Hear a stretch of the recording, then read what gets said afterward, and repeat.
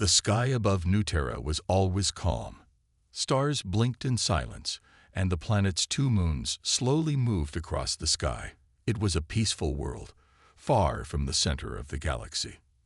The people living there had built small homes, clean farms, and quiet lives. For years, no one had bothered them. Then everything changed. It started with a strange signal. Commander Isla was the first to see it on the colony's main scanner. A cold line of static cut through the feed. The screen blinked. At first, it looked like a glitch, but then the noise returned, louder, sharper. Behind it, the stars began to disappear. Not because the stars had died, but because something large had arrived between them. "Multiple contacts," said Isla in a calm voice, though her hands were tight on the table. "Coming fast. Too big for cargo ships." The sensor officer beside her looked pale. "It's a fleet," he whispered. "A big one." The people of New Terra had no warships. The planet was mostly peaceful settlers, farmers, engineers, and a few defense patrols. The last time they had seen any real threat was decades ago. But now, massive alien ships were surrounding the planet. The sky above them darkened as the ships moved into orbit. There were no messages, no warnings, no demands, only silence. The colony's communication officer tried to contact Earth. "Signal is blocked," he said. "We're being jammed. Hard." Commander Isla's voice was steady. "Send a distress beacon. Use emergency code Echo Black. If they're jamming, we might still punch through." The officer nodded and typed quickly. The emergency message was simple. New Terra under threat. No contact. Surrounded. It was sent once. Then again. Then a third time. And then, all lights on the console turned red. "Distress beacon is offline," the officer said. "They've blocked that too." No one in the control room spoke for a moment. Only the soft hum of the backup systems could be heard. Outside, the sky was growing darker, covered by alien hulls. Commander Isla turned to the screen. "How many ships?" The sensor officer swallowed hard. "At least 70, maybe more. Some are capital class. Heavy weapons." She nodded. "Okay. They're not here for peace." Down on the ground, the colony buzzed with confusion. People looked up and saw the sky darken. Mothers pulled their children inside. Shop owners shut their doors. Farmers left their fields.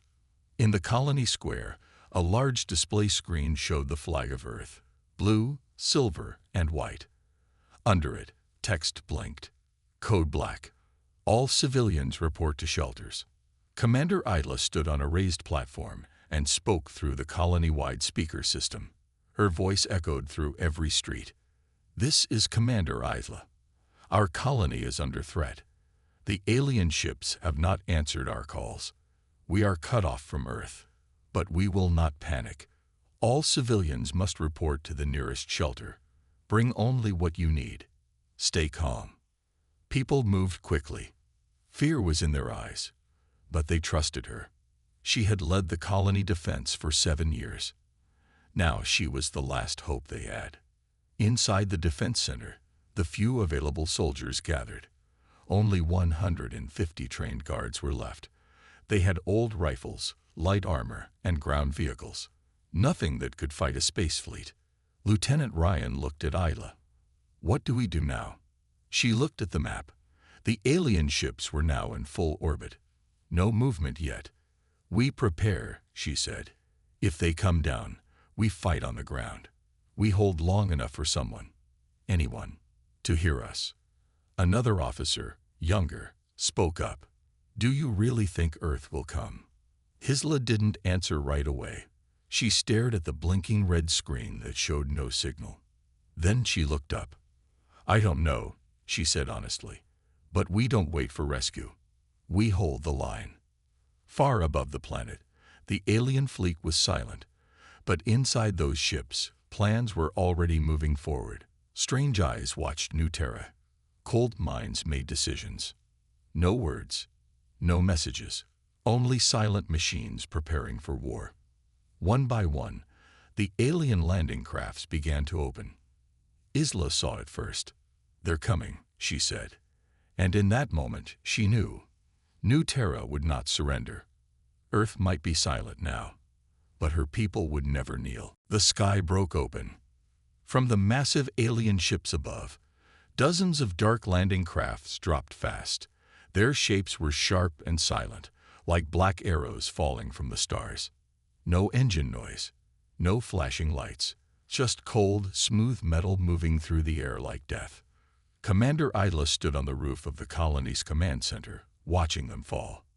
"They're landing," said Ryan, standing beside her. "No warning, no signal." "They don't need to talk," Isla said. "They think we're already defeated." In the shelters, families held their breath. Children cried quietly, holding onto their parents. The colony walls shook as the crafts landed across the flatlands. Then came the first explosion. A defense drone near the north field was destroyed in seconds. The blue-white beam hit it, and it vanished into dust. A second explosion hit a patrol tower, sending debris across the grass. Inside the command center, warning lights flashed. "Enemy weapons confirmed," a tech officer shouted. "High-energy plasma, strong enough to melt walls." Commander Idla didn't blink. "Where are they landing?" "Sector 9, Sector 3, and near the water plant. They're surrounding us." Isla nodded and turned to her small team. "Split into units. Use cover. Don't engage them directly. Just slow them down. Make noise. Confuse them. We hold them here." The soldiers moved fast. They were outnumbered, outgunned, but they knew this land better than the invaders. They used tight streets, back alleys, and tunnels. They made traps. They hid explosives inside abandoned carts. They waited in silence, watching through scopes. Then the aliens appeared, tall, armored, with glowing eyes and sharp metal limbs. Their armor was black with purple lines. They moved in strange ways, too fast, too smooth. One soldier fired first. The laser bolt hit the alien's chest and bounced off. The alien turned its head slowly, then raised its arm. A bright flash, and the soldier was gone. But that first shot had done something important. It showed the aliens, the humans would not run. From rooftops, windows, and corners, the colony's defenders opened fire. Bright red and green lasers lit up the streets. Smoke rose. Screams filled the air. Lieutenant Ryan led a small group near the water plant. "Traps ready," he whispered. "Wait for it." 2 aliens marched toward the old stone wall. Ryan pressed a button. Boom! The wall exploded, throwing stone and fire into the sky. One alien fell, broken. The second turned, and was hit by 3 blasts in the head. The humans cheered, but only for a second, because 10 more aliens came through the smoke. "They just keep coming," one soldier shouted. Back at the command center, Isla listened to every report. "How long can we hold?" "An hour, maybe less," the officer said. "Their numbers, they're huge." Isla looked up at the silent sky. No help, no signal. Still, she gave no sign of fear. "Then we make every minute count." Across the colony, small victories gave the people hope. A team stopped 3 aliens using homemade mines. A farmer with a shotgun saved 2 kids near the fields. A group of engineers turned a tractor into a rolling shield. But the aliens were strong. By nightfall, half the colony was burning. Commander Isla ordered fallback to the old tunnels. These tunnels, built long ago during the first settlement, were deep underground. The aliens didn't know about them, yet. "We hide, we rest, we plan," Isla said. "We can't win today, but we're not done." Inside the tunnels, the survivors gathered, tired, scared, but alive. Some had burns, some had lost family, but they were still together. One little girl looked up at Isla. "Will Earth come?" Isla knelt down beside her. "I don't know. But we sent the signal. The girl nodded. My dad said Earth has ships. Big ones, like stars. Isla smiled, though her eyes were full of sadness. Yes, very big. Just then, one of the scouts ran in. Commander, I saw something. In the sky. What is it? She asked, standing quickly. A flare, way out, past the horizon. Not alien. It looked human. She froze. Are you sure? I think so. It was blue and white. Same color as the Earth fleet. For the first time in 2 days, hope flickered. Isla turned to her team. Get the long-range scanner. Boost the signal. Point it west. They did. The screen blinked, static, then a signal. It was weak, almost broken. But there. Earth fleet, inbound. Hold position. Help is coming. Isla stared at the screen, not breathing. Repeat that, she said. The signal came again. Stronger this time. This is Admiral Knox of the Earth Defense Armada. We received your Echo Black distress code. ETA minus 22 hours. Hold the line. You are not alone. Tears filled Isla's eyes, but she wiped them away. She turned to the people. Earth heard us, she said. The crowd didn't cheer. They were too tired, but they smiled. Even in the dark, the stars had not forgotten them. And now, the real fight was coming. The tunnels were quiet. Too quiet. People rested, ate, and whispered. Their bodies were tired, but their eyes stayed open. Everyone was thinking the same thing. Will Earth really come? Commander Isla stared at the scanner. The signal was still there, weak, blinking, but real. Earth was coming. But 22 hours, that felt like forever. Lieutenant Ryan walked over. Still no update. No, Isla said. Same message, same hope. Ryan nodded. He rubbed his eyes. We don't have 22 hours. Outside the tunnels, the colony above was dying. Smoke rose into the dark sky. Alien machines moved across the fields, searching. Their lights swept the ground like ghostly fingers. The aliens knew some humans had escaped. They just didn't know where. Not yet. In one dark room of the tunnel, engineers worked quietly. Wires, broken drones, and old batteries were spread across the floor. We're making something, asked a boy named Theo, maybe 12 years old. An old engineer named Dahl smiled. We're making noise, kid. Big, annoying, dangerous noise. Theo tilted his head.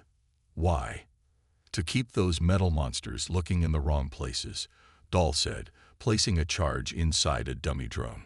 We send them a gift. They follow the fireworks, and maybe we buy time. Theo smiled. Cool. Above ground, one of the modified drones rolled out of a hidden tunnel exit and sped across the field. It beeped once, then exploded. Boom. A tower of fire lit the field. Alien soldiers turned and rushed toward it, weapons ready. Behind them, in another field, a second explosion went off. Then a third. The colony defenders had learned how to make the aliens run in circles. But it couldn't last forever. Commander Isla gathered her remaining officers. There were only 12 now. We need to protect the core, she said. If they find the tunnel entrance near the reactor, we lose power and oxygen. And we die, Ryan added. Yes. So they made a plan. Small groups would go topside, cause chaos, then fall back. Every team knew the risks. Still, they volunteered. That night, Isla led a team out of Tunnel West. They moved fast and quiet, sticking to shadows. In the old garden area, they set up pulse traps, little devices that made static, noise, and heat, enough to trick alien sensors. Then they waited. Minutes later, 6 aliens arrived. Their armor glowed purple in the moonlight. One reached for the trap. It exploded, sending fire and sharp metal everywhere. 2 aliens fell. The others turned, but Isla's team was gone. Back in the tunnel, they smiled. "Nice hit," Ryan said. But just then, the scanner made a new sound. Ping, ping, ping. The officer on watch frowned. "That's a new ship." Isla stood up. "What kind?" The officer zoomed in. "Not human, and not the same alien fleet. It's something else." "Another group?" Ryan asked. "Another enemy." Isla shook her head. "I don't know, but it's heading this way." Everyone went silent. Then the signal changed. Unknown vessel broadcasting in open language, not encrypted. They listened. A calm voice spoke. "This is Captain Saar of the Neutral Varn Coalition. We detected conflict on this colony. We request communication." Isla narrowed her eyes. "Play it again." The message repeated. "Do we trust them?" Ryan asked. "No," Isla said, "but we answer." She grabbed the mic. "This is Commander Isla of Earth Colony 12. We are under attack by unknown hostile forces. Our people are hiding. Our defenses are low." A few seconds passed. Then, "We see. We offer assistance. We are not enemies of Earth." Ryan raised an eyebrow. "That's new." Outside, a small silver ship moved through the smoke. It didn't fire. It didn't land. It just hovered. Then it dropped something. 4 medical pods and 2 crates of food. Then it flew away. Back in the tunnel, people cheered softly. "Was that real?" Theo asked. "Yes," Isla said. "A stranger just saved lives."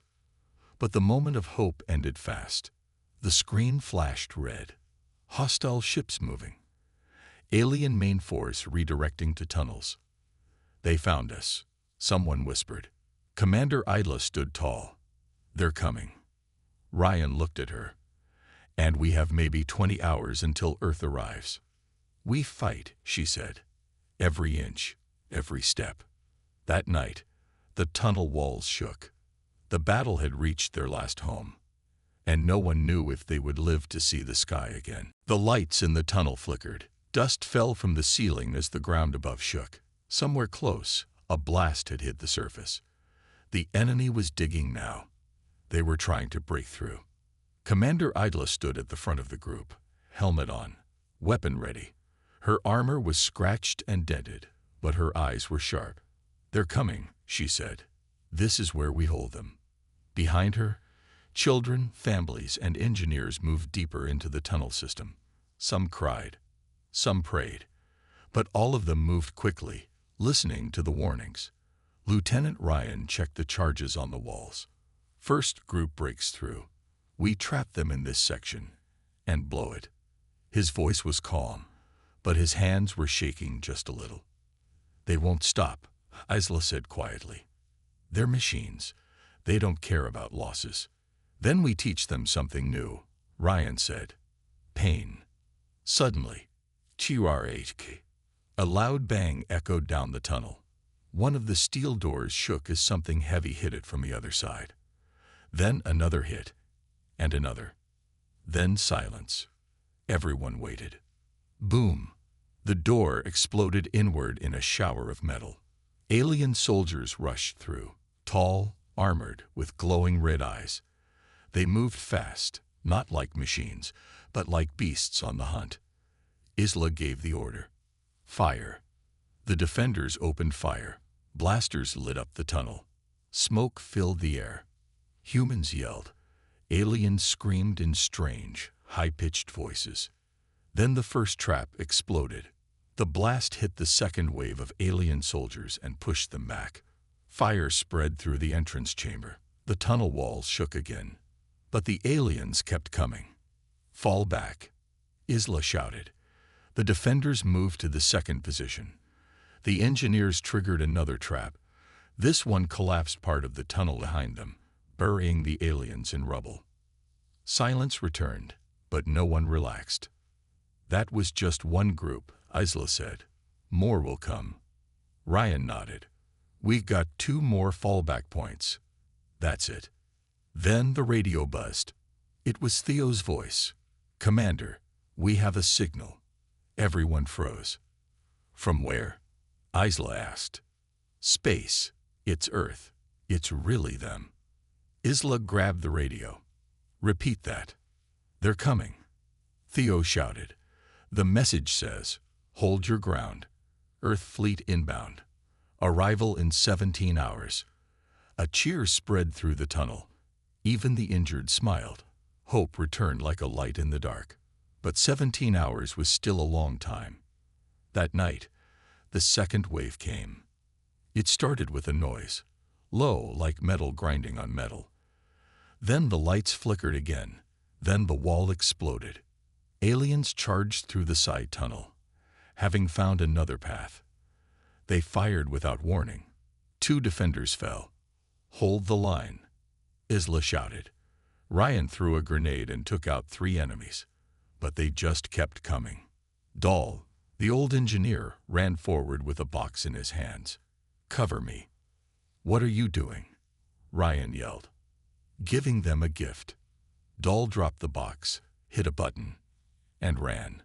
The box exploded behind him, blasting the tunnel full of fire and EMP shockwaves. Alien weapons fizzled. Their armor sparked. Many collapsed on the spot. Ryan grabbed Dahl and pulled him to safety. "You crazy old man," he muttered. "I still got it." Dahl smiled, even though his arm was burned. Later, in a quiet moment, Isla checked the scanner. A new signal appeared. Earth's ships had crossed the edge of the system. Still too far to help. But they were coming. Down in the tunnel, the wounded were gathered in a side chamber. Medics worked fast, using old supplies. There weren't many left. A small girl held her mother's hand. "Are we going to die?" Her mother didn't answer. Then Isla walked in. She knelt down beside the girl. "Not today," she said. "Today we hold. And tomorrow, Earth comes." The girl smiled just a little. But Isla knew it was getting harder. By the next morning, 2 more attacks had come. The third fallback point was gone. One more push, and the aliens would reach the core chamber, where the families were hiding. That's when Ryan had an idea. "We use the old rail line," he said. "Put bombs on it. When the next wave comes, we blow the tunnel behind them and trap them with us." "Suicide?" Isla asked. "Not if we survive the blast," he said. "We wear shock suits. Use the side door when the smoke covers us." She nodded slowly. It could work. That night, they waited. Then came the sound. Claws on metal, the growl of engines, and the hiss of alien breaths. The last wave had come. Isla and Ryan stood at the rail tunnel with 6 others. They waited until the aliens filled the space, at least 40 of them. Then Ryan smiled. "For Earth," he said, and hit the switch. Dust was everywhere. The tunnel was silent again, but this time not because of fear, because of exhaustion. The trap had worked. The tunnel rail line was destroyed. The aliens were buried, burning under tons of rock and metal. But so were parts of the support walls. The side tunnels had nearly collapsed. Commander Isla lay on the ground. Her suit cracked, one arm limp. Ryan crawled toward her, blood on his forehead. The others were scattered, coughing, groaning. We made it," Ryan said, his voice rough. Isla sat up slowly. "Check the scanner." Theo's voice came through weakly on the comm. "You're alive. I saw the blast on the monitor. It was huge. Did it work?" Isla smiled through pain. "Yes, for now. We're safe." Then Theo's voice changed. "Commander, look up." Ryan turned toward the end of the tunnel. There, through a break in the ceiling caused by the explosion, the stars were visible. And among them, light. Bright, fast-moving, sharp. "Ships," Isla whispered. "Earth?" Ryan asked. Theo's voice was shaking. "They're here. Earth's fleet has arrived." The people in the tunnels, those hiding in fear for days, came out slowly. They looked up through the cracks. The stars were no longer calm. The sky was burning. Massive ships entered the atmosphere, lighting up the dark. They didn't look like the old defense cruisers people remembered. These were new, sleek, sharp, like swords flying through the sky, with names like Avenger, Solar Wrath, and Titan's Vow painted across their sides in bold Earth lettering. Broadcast open signal, Isla ordered. Theo sent it. A moment later, a deep voice came through the speakers. It was calm, controlled, cold. This is Admiral Kell of Earth's 7th War Fleet. Stand by for orbital support. All hostile life forms will be eliminated. The tunnel shook again, but this time, from above. The ships began firing. From the sky came beams of pure light, burning the enemy bases on the surface. Whole alien camps were turned into fireballs in seconds. Their anti-air weapons tried to shoot back, but the Earth fleet moved too fast. Precision, power, fury. The fleet had not come to defend. It had come to punish. On the ground, the surviving aliens tried to run. They sent signals for help, but no help came. Their ships were blocked, their escape paths destroyed. Admiral, Isla spoke into the comm. Civilians are safe, but we have wounded. Send coordinates. Medical dropships are on the way. Hold position. Within minutes, small, fast-moving Earth midships came down. They landed outside the ruins and deployed robot units and med teams. Inside the tunnel, people cried. Not from pain, but relief. A boy hugged his father. A woman who had not spoken in days whispered, "They didn't forget us." The medics moved quickly, helping the injured, lifting people out, bringing water, food, safety. But Isla stayed behind. She and Ryan walked out of the tunnel into the light of dawn. What they saw took their breath away. The sky was filled with Earth ships. Dozens. No, hundreds. Like a blanket over the planet. Like a shield of metal and fire. Ryan said, This isn't just a rescue." Isla nodded. "It's a message." Back on the flagship Titan's Vow, Admiral Kale stood at the main window, watching the last of the enemy fleet burn. His eyes were cold, his jaw tight. "Transmit to all systems," he said. "Let it be known. Anyone who touches Earth's people will see the stars burn." In the days that followed, the Earth fleet cleaned the area, hunting every alien soldier who survived. None escaped. Orbit stations were set up. Colonies were rebuilt. Earth tech flooded in, faster than anything the people had seen before. The survivors became heroes. Isla was promoted. Ryan became head of defense for the entire region. Theo was given a position on Earth's signal network. And the people, they told the story. How they were abandoned. How they were trapped. And how, when it mattered most, the sky lit up. And Earth came with fire. At night, children pointed at the stars. "That's where the fleet came from," they'd say. "That's where our protectors live." And the enemies of Earth, they didn't speak openly anymore. They watched the stars in fear, because they had seen it. Not just Earth's power, but Earth's promise.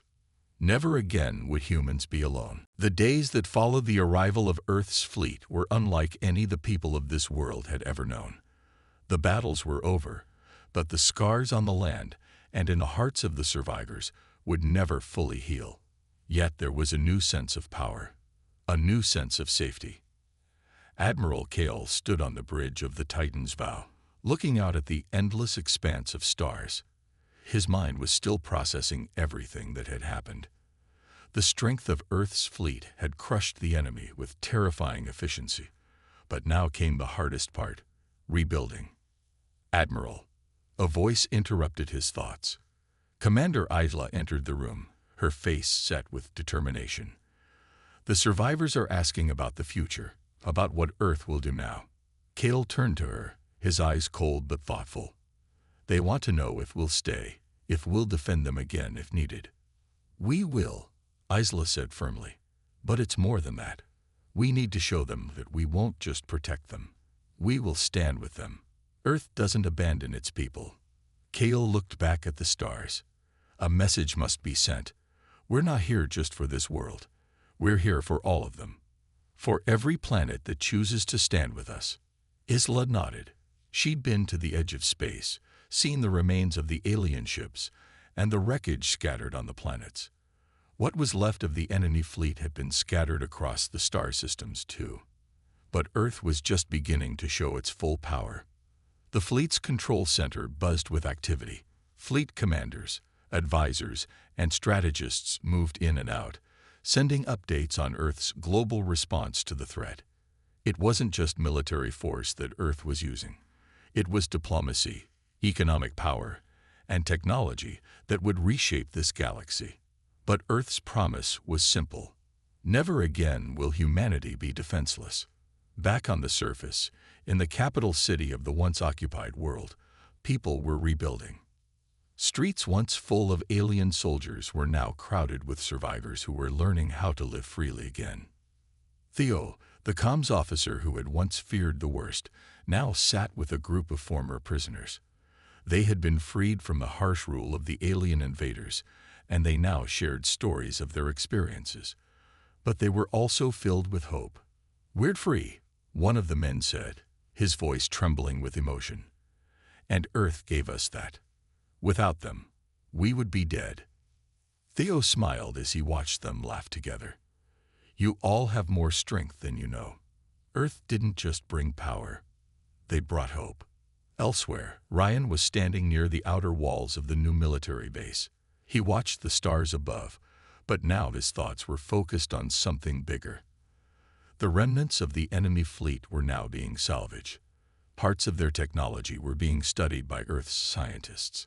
There were whispers of new weapons, new ships, new ways to defend humanity from any threat. And as they dug deeper into the alien tech, they discovered something unsettling. "Commander," an officer called to him. "You need to see this." Ryan followed the officer into the base's control room. The display screen showed something unexpected, a signal from an unknown source. It was faint, encrypted, but unmistakable. Someone, somewhere in the galaxy, was trying to reach Earth. "Who is it?" Ryan asked. The officer shook his head. "We don't know, but it's not like anything we've seen before." The signal continued to pulse. It was a reminder that even after the destruction of the alien forces, the galaxy still held many mysteries. But that was the thing about Earth. Humanity was never afraid of the unknown. They faced it head-on, ready for anything. Back on the Titan's Vow, Kale stood at the bridge, watching the stars once again. The fleet was preparing to leave, but not before sending one final message to the galaxy. This wasn't just a rescue. It wasn't just a war. This was Earth's declaration. The universe had seen what humanity could do when pushed to the edge. And now, the universe would know the cost of ever underestimating them again.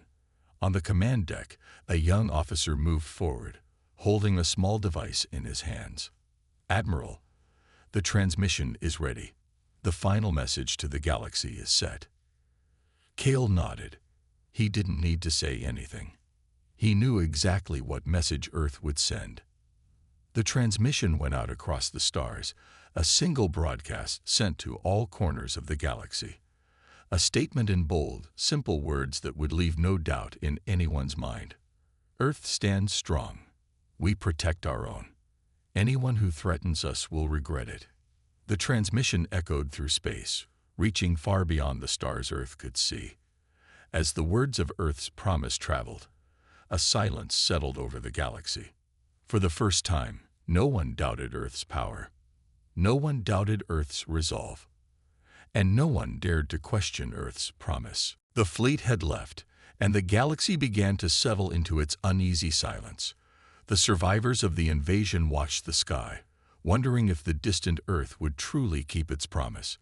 They had seen Earth's might firsthand, heard the roar of its weapons, felt the power of its ships, and witnessed the unyielding force of its warriors.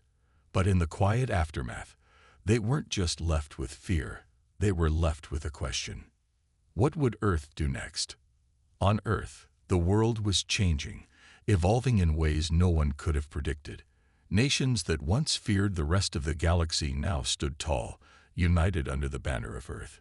Humanity was no longer isolated on their blue planet. They had become the galaxy's protectors, the force that others feared. Admiral Kale stood once again on the Titan's bow, looking out at the stars. Earth had completed its first steps into a broader, dangerous universe. He had seen humanity's power firsthand, but now the true work began. The stars glittered in the distance, but they were no longer unknown. The galaxy was no longer a distant mystery. Earth had taken its first steps to build something greater than any civilization before it. A galactic empire, not through conquest or domination, but through unity and strength.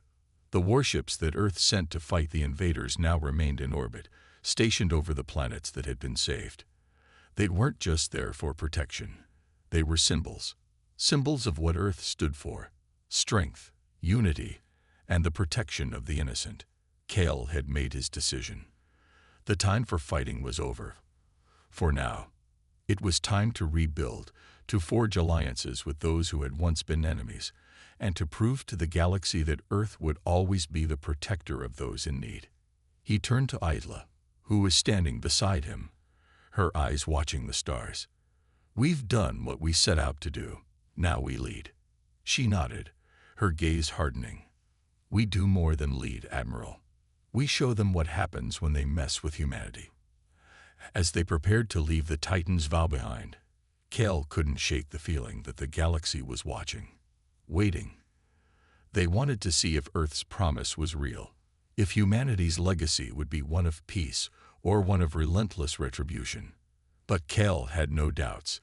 He knew what Earth's legacy would be. The galaxy would never forget the day Earth sent its fleet. Across the stars, the message had been heard. Earth was not just a planet. Earth was a force. On the surface of the liberated world, life began to flourish once again. The scars of war were still visible, but the people were rebuilding. They were no longer prisoners to an alien race. They were no longer vulnerable. They had the protection of Earth, and that protection meant everything. The survivors gathered to remember those who had fallen. The war was over, but they knew the cost. They knew that Earth had come to their aid not out of kindness, but out of the simple truth that humanity could never stand by while innocent lives were threatened. It wasn't just the right thing to do. It was the only thing to do. The stars above seemed brighter now, and with every passing day, the survivors felt something they hadn't known in so long: hope. But far beyond, the galaxy trembled with uncertainty. The other races that had once ruled the stars were now questioning their place. The power dynamics had shifted. No longer could anyone think of Earth as a weak, isolated planet. They now knew the truth. Earth had sent its fleet, and in doing so, it had sent a message to the entire galaxy. Humanity would not be ignored. And that promise would echo through the stars for generations to come. Earth had stood alone, and now it would stand tall. As the stars flickered in the distance, Kale stood with Isla, watching the silent void. Their fleet was ready to leave, but the work was only just beginning. Earth had answered the call. Now, the universe would know Earth's strength. It had been a simple message, one sent across the stars, but it was a message that would define humanity for centuries to come. We protect our own. No one will ever threaten us again. And the legacy of Earth, unyielding and powerful, would continue to resonate across the galaxy.